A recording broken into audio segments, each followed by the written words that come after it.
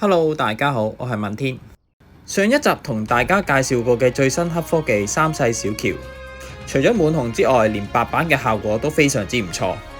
不過隨住早兩日官方維護咗之後，戰鬥力就大不如前。好多人就覺得官方暗改咗機率，純潔之花嘅發動率變得好低。維護咗之後睇返戰報，一直都係見到係沒有生效。